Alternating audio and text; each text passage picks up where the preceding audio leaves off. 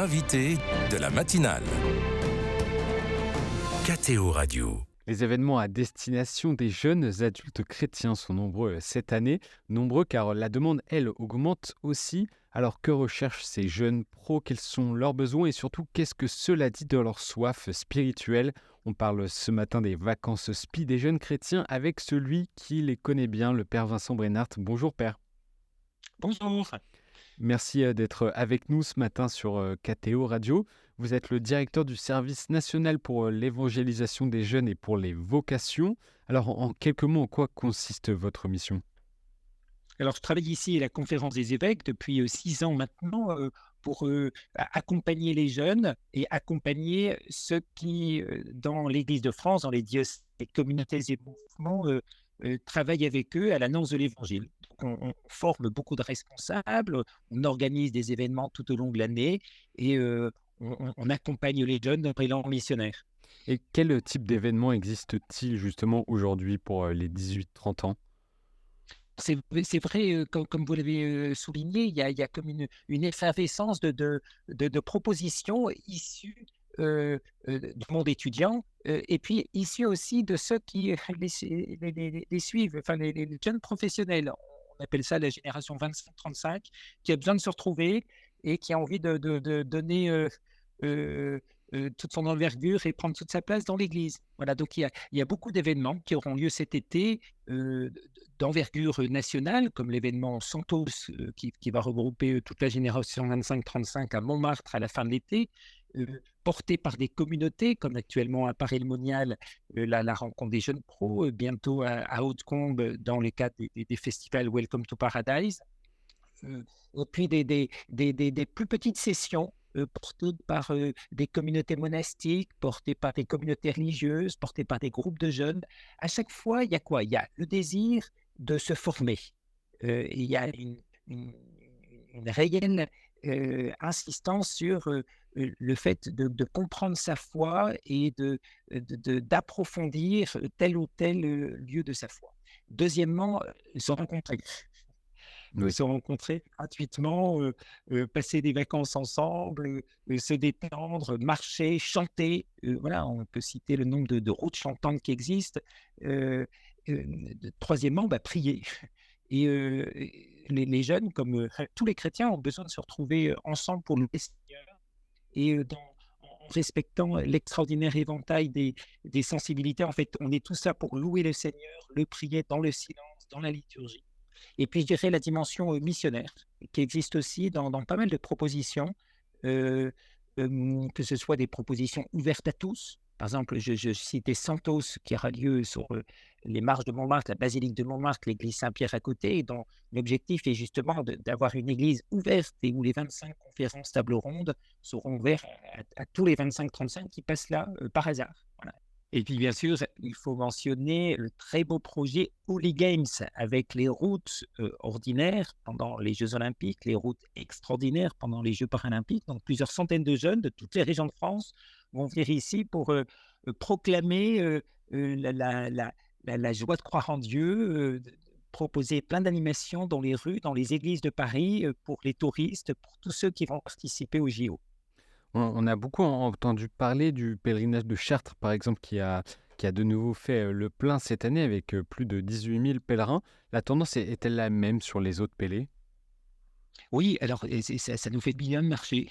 Ça nous rappelle le pèlerinage que suivre Jésus, c'est se mettre en route et marcher. Donc ce très beau pèlerinage de Chartres, on se prépare pour de nombreux pèlerinages l'an prochain à l'occasion de l'année jubilaire. Mmh.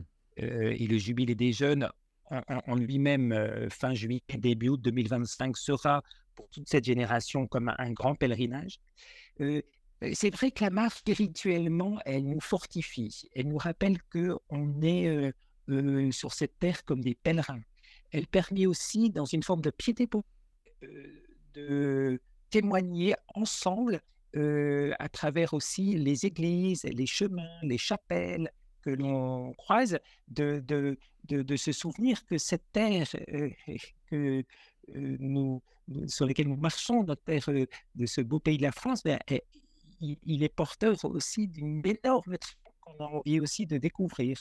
Voilà, quand on est sur un chemin de campagne et qu'on voit un très beau calvaire, qu'on s'arrête devant une petite chapelle, qu'on va aller ouvrir l'église du village et qu'on va y faire un temps d'adoration, de louange, eh bien, vivre tous ces lieux qui ont fortement marqué l'histoire de notre. Autre événement plus culturel, les festivals chrétiens. Que vivent les jeunes durant ces festivals? Car ce ne sont pas que des concerts. Oui, effectivement, alors dans les festivals, il y a toujours plus ingrédients. Il y a la fête, il y a les concerts de musique, parfois des concerts de louanges. Il y a tel ou tel spectacle. Il y a plusieurs troupes de jeunes qui proposent des spectacles qui mettent en valeur la vie d'un saint, la vie d'une période de l'histoire de l'Église. Dans le festival, là, je vois le fait de se rassembler, de inspiré par une musique ou par une pièce de théâtre. Et puis, il y a toujours aussi, je dirais, la force de la prière ensemble. D'ailleurs, le mot festival, au festival Welcome to Paradise, le fait qu'on se retrouve de tellement de régions différentes, parfois de pays différents, on prend conscience qu'on a besoin de se rassembler, de se laisser inspirer et de s'engager. Et donc, le festival, dans un aspect festif, où il y a la place de la détente, où chacun choisit souvent à la carte telle ou telle activité en journée ou en soirée, eh bien, on se laisse porter ensemble par les valeurs de l'Évangile et par le désir de vivre. Hmm. Et comme vous le disiez, notamment pour le rendez-vous Santos qui a lieu à fin août à Paris, il y a aussi une dimension missionnaire. Les jeunes qui vont dans ces événements recherchent aussi à s'engager. La notion d'engagement, elle est portée par cette génération. D'ailleurs, la plupart des événements dont on parle là, ils sont vraiment portés par les jeunes, ils sont Mm. préparés par les jeunes. Santos, c'est une quinzaine de jeunes qui, tout au long de cette année, a imaginé ce rassemblement, a pris les contacts, a fait la programmation, a imaginé la logistique. Donc, c'est véritablement porté par des jeunes archi compétents ou qui apprennent le métier. Et c'est vrai qu'il y a toujours le désir aussi que la foi se partage, qu'elle est contagieuse. Être missionnaire, c'est dire à tous ceux qui sont à côté, mais venez et voyez comme le Seigneur répond, comme il aime chacun. Dans chacune de nos propositions, que ce soit un pèlerinage, un rassemblement, un festival, il y a toujours la dimension du kérigme qui est très centrale. Et le kérigme, en fait, qui dit que Dieu nous aime, que Dieu nous pardonne, que le Christ est vivant, qu'il agit par son esprit. Ça, en fait, cette belle nouvelle, elle est à annoncer à tous. Mm. C'est pour ça que la dimension missionnaire est très importante. Et vous avez souligné l'engagement. Oui, nous souhaitons favoriser les lieux d'engagement. Et par exemple, à Santos, donc fin août à Montmartre, sur la colline de Montmartre, d'ailleurs pendant les Jeux olympiques, les Jeux paralympiques, euh, on va mettre en valeur toutes les propositions d'engagement pour cette génération des 25-35. Il y aura au moins une bonne quarantaine de partenaires qui vont proposer aux jeunes un lieu d'engagement social, politique, écologique, spirituel, culturel, missionnaire, pour que chacun se dise, mais au fond, au début de ma vie adulte, alors que je suis en train de trouver un lieu de croissance pour ma vie professionnelle et surtout ma vie personnelle, ma vie relationnelle, mes engagements amoureux, j'ai aussi envie d'avoir un lieu d'engagement dans la société et dans l'Église. Comment expliquez-vous cet attrait pour ces événements et plus largement sur ce besoin d'engagement des jeunes? Comment vous l'expliquez?